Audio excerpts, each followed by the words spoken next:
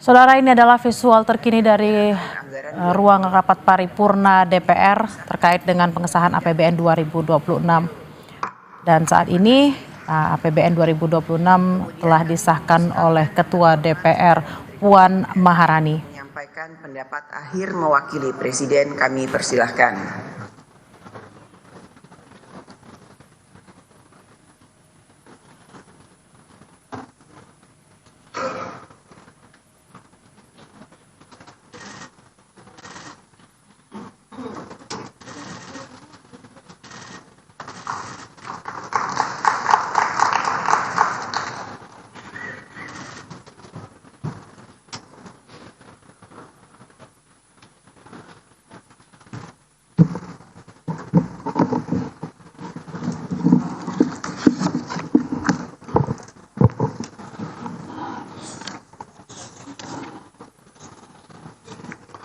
Bismillahirrahmanirrahim.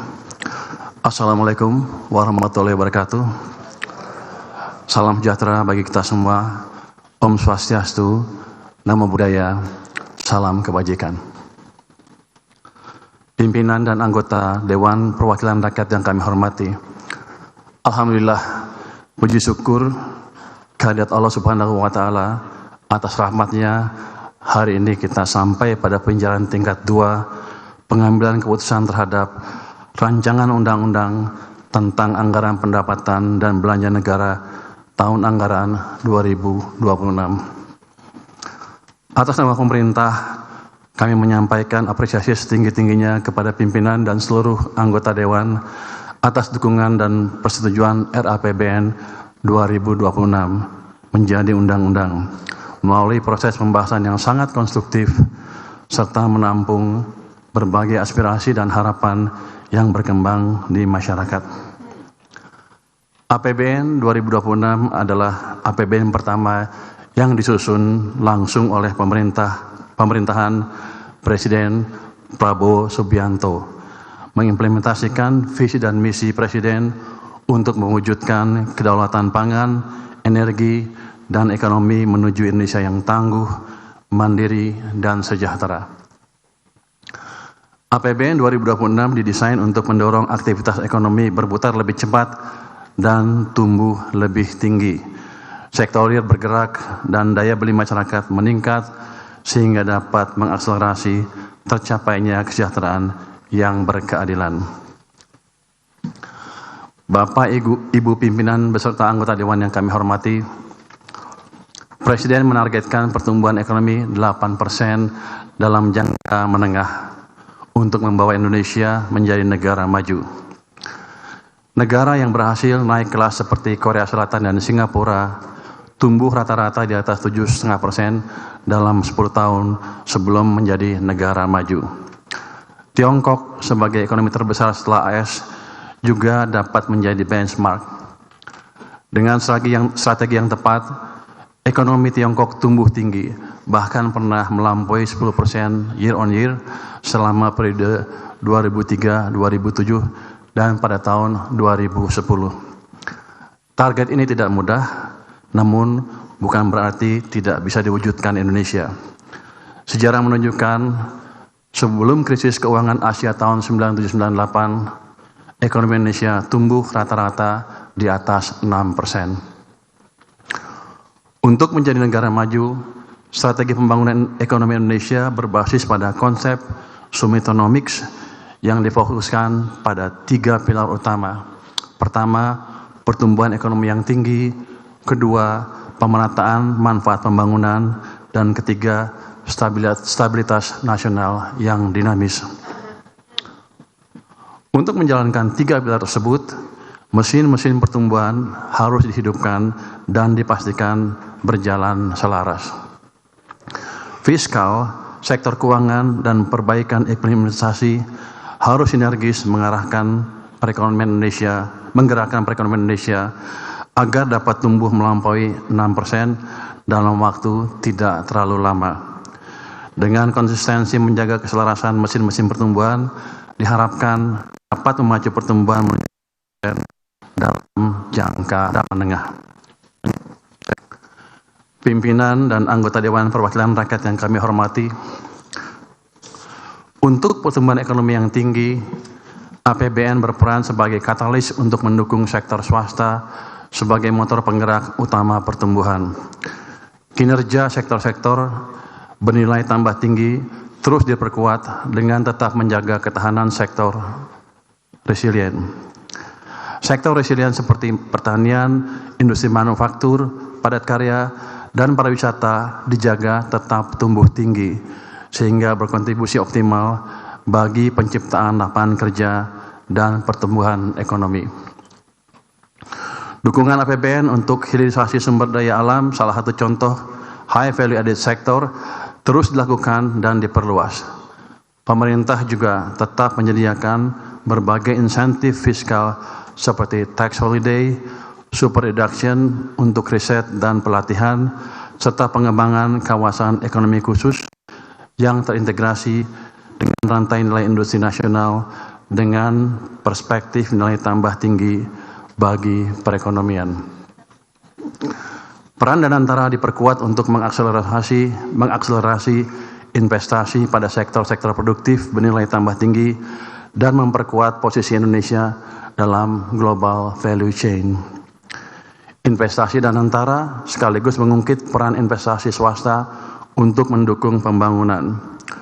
Fokus investasi antara lain pada sektor hilirisasi, sumber daya alam, manufaktur bernilai tambah tinggi, energi terbarukan, infrastruktur digital, industri strategis, dan sektor ketahanan pangan.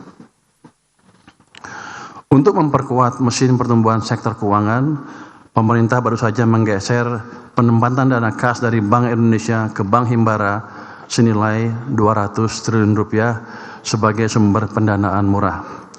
Dengan tambahan likuiditas tersebut, bank harus segera menyalurkan kredit untuk mendorong sektor real bergerak lebih cepat, konsumsi dan investasi tumbuh lebih tinggi. Ini menciptakan dampak multiplier lebih kuat bagi perekonomian.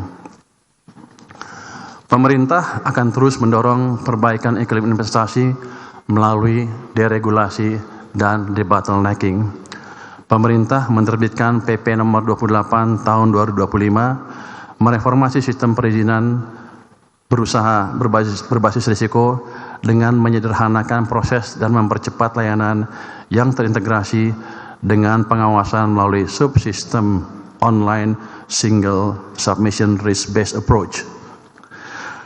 Perizinan dengan prinsip positif fiktif akan memberikan kepastian bagi pengusaha dan investor. Saat ini akan dibentuk Satgas Percepatan Program Strategis Pemerintah yang akan memonitor, mengevaluasi, dan melakukan debottlenecking koordinasi lintas sektor. Di samping itu, Satgas tersebut juga akan menerima pengaduan dari masyarakat dan pelaku bisnis untuk mengatasi kendala bisnis real yang mereka hadapi dalam dunia nyata.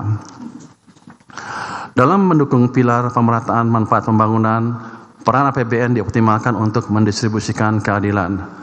Program perlindungan sosial harus efektif menjaga daya beli, menciptakan kesempatan kerja, dan mempercepat pengentasan kemiskinan. Pusat-pusat pertumbuhan harus semakin merata, khususnya di kawasan timur Indonesia. Penciptaan lapangan kerja dan penurunan kemiskinan harus menjangkau hingga pelosok negeri. Sementara implementasi pilar stabilitas nasional yang dinamis ditempuh dengan memperkuat kolaborasi dan sinergi mesin pertumbuhan fiskal dengan kebijakan moneter dalam meredam berbagai guncangan.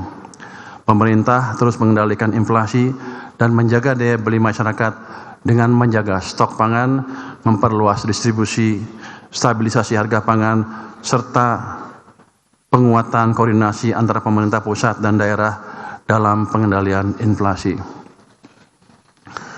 Pimpinan dan para anggota Dewan Perwakilan Rakyat yang hormat, sebagai salah satu pembangunan dijalankan pemerintah melalui optimalisasi peran APBN.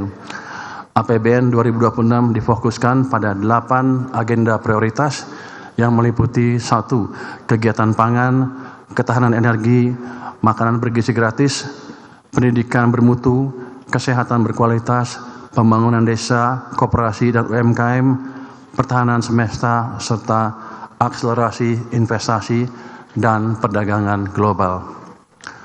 Ketahanan pangan dan energi merupakan kunci kemandirian ekonomi sebagai basis untuk menghantar terwujudnya kesejahteraan rakyat. Anggaran ketahanan pangan sebesar Rp164,7 triliun diarahkan untuk mewujudkan swasembada pangan, stabilisasi harga pangan, serta kesejahteraan petani dan nelayan.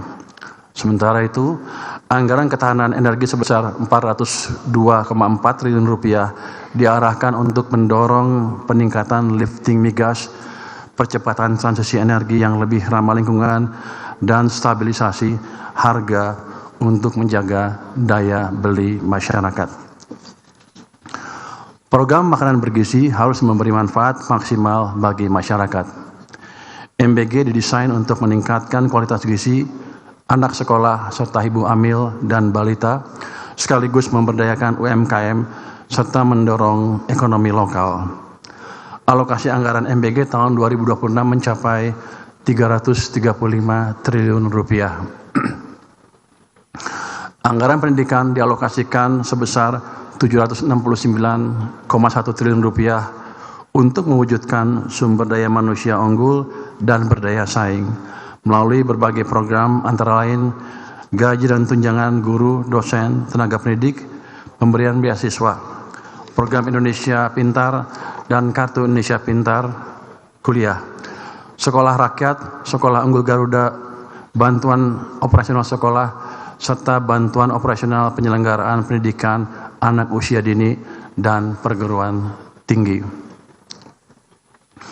Anggaran kesehatan dialokasikan sebesar Rp244 triliun untuk mewujudkan kesehatan berkualitas melalui penguatan efektivitas program jaminan kesehatan nasional, cek kesehatan gratis, dan revitalisasi rumah sakit. Pemerintah konsisten memperkuat pembangunan desa, membangkitkan koperasi, dan memberdayakan UMKM. Pembangunan desa mandiri dipercepat, koperasi dan UMKM dibangkitkan. 80.000 koperasi desa Merah Putih telah terbentuk dan siap mempermudah masyarakat desa mengakses sembako, logistik, pupuk, hingga layanan keuangan.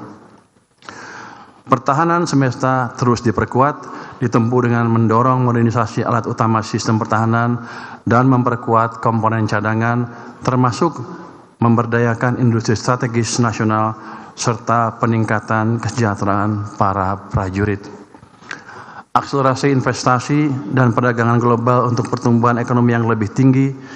Untuk itu APBN didorong untuk berfungsi sebagai katalis. Peran Danantara dan swasta harus semakin diperkuat sebagai motor penggerak ekonomi. Melalui Danantara, kita perkuat investasi produktif yang sekaligus memperkuat Indonesia dalam rantai pasok global. Perlindungan sosial terus diperkuat sebagai fondasi untuk menopang efektivitas pelaksanaan berbagai agenda prioritas dalam mengakselerasi pertumbuhan dan perbaikan kesejahteraan.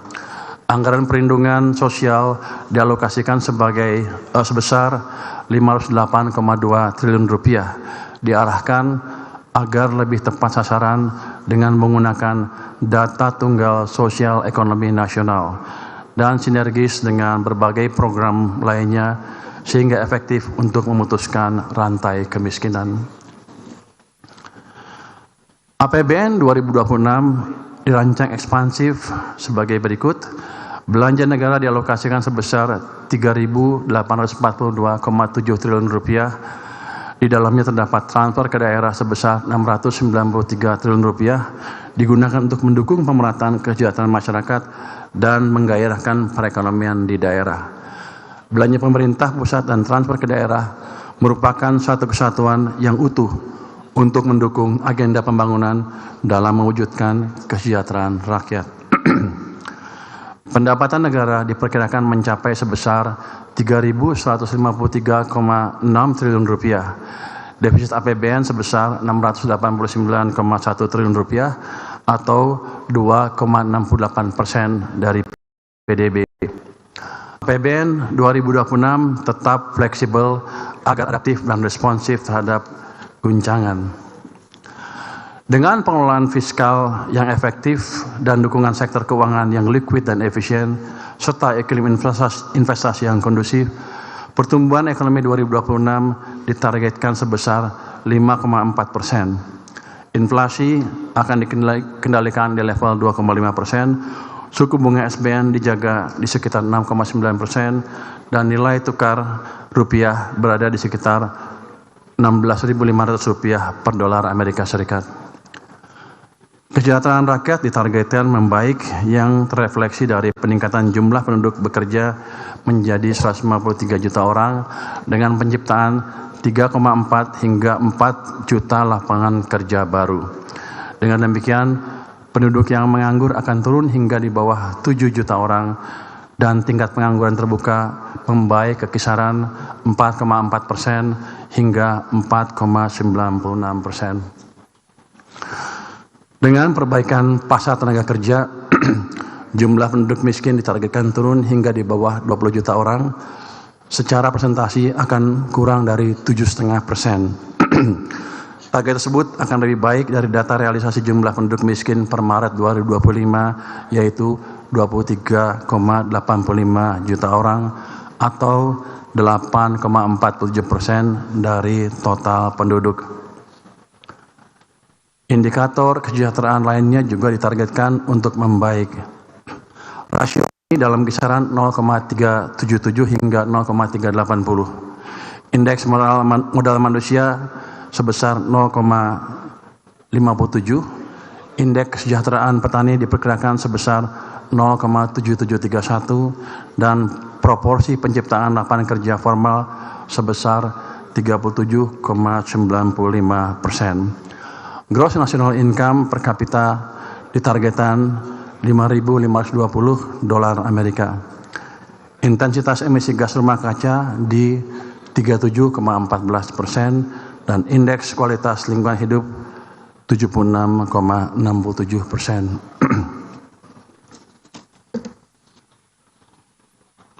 Udah sampai habis nih. Pendek juga. Pak Said mana tadi? Udah pulang. Tadi saya suruh menjawab pertanyaan Pak Said. Jawab katanya 2 bulan 2 liter. Tadinya pemerintah mengusulkan 2 bulan 10 kg masing-masing bulan terus 1 liter. Itu tadinya ya. Terus Pak Said minta 2. Saya challenge, ya udah kenapa 2? 5 liter aja sekalian. Yang nggak berani Pak Said rupanya. Jadi jangan salahkan saya. Pak Said bilang kami nggak berani, saya minta 2 aja. Ya udah saya kasih 2. Jadi sudah jawab saya sudah jawab ya Pak Said ya. Dan ini bahwa masih boleh ngomong. Kita siap Pak, kita kan sisir. Pasti saya udah lihat tuh banyak anggaran yang nggak keserap, daripada nongkrong di sana di BI atau di rekening pemerintah, saya bagikan ke masyarakat dalam bentuk tadi subsidi tadi. 2 bulan itu baru percobaan Pak. Kalau masih kurang kita tambah lagi. Jadi Bapak nggak usah takut, saya komit. Tapi yang kurang komit Pak Said rupanya. Dia 5 nggak berani, minta turun ke 2. Untuk saya aneh, kan yang punya uang saya, harusnya dia oke. Tapi nggak apa, ini Pak Said berarti hati-hati sekali. Saya terima kasih atas dukungannya, sehingga saya nggak terlalu koboi banget gitu Pak. Jadi kita jaga kesinambungan fiskal dengan baik. Ini masukan yang baik dari DPR Pak, dari Banggar, sehingga ada kontrol dari Banggar juga ke kami, sehingga kami tidak semenang-menang menggunakan anggaran kami. Saya mengharap ke depan akan DPR atau Banggar memberi masukan yang sama juga ke kami, dan tolong dimonitor penyerapan anggaran kami. Kalau kebanyakan nganggur, tolong dikasih tahu lagi Pak, jangan kayak kemarin-kemarin, udah mau runtuh ekonominya baru kita tahu. Ya Pak ya. Jadi Banggar juga ini Banggar ya, tolong kasih masukan ke kami. Kami akan jalankan atau terima masukan dari DPR dengan terbuka, karena tujuan kita kan sama, menciptakan masyarakat adil yang makmur, adil dan makmur secara merata ya Pak ya. Pimpinan dan anggota Dewan yang terhormat, demikian pendapat akhir pemerintah atas rancangan undang-undang tentang anggaran pendapatan dan belanja negara tahun anggaran 2026 beserta nota keuangan. APBN tahun 2026 akan memberikan dampak yang nyata bagi masyarakat dan perekonomian demi terwujudnya Indonesia yang berdaulat, adil, dan makmur. Akhir kata, semoga Allah Subhanahu wa Ta'ala senantiasa memberikan rahmat dan ridho-Nya bagi kita semua dalam melaksanakan tugas dan amanah untuk seluruh rakyat Indonesia. Wassalamualaikum warahmatullahi wabarakatuh. Shalom, Om, Shanti, Shanti, Shanti, Om. Namo Buddhaya, salam kebajikan. Merdeka. Terima kasih.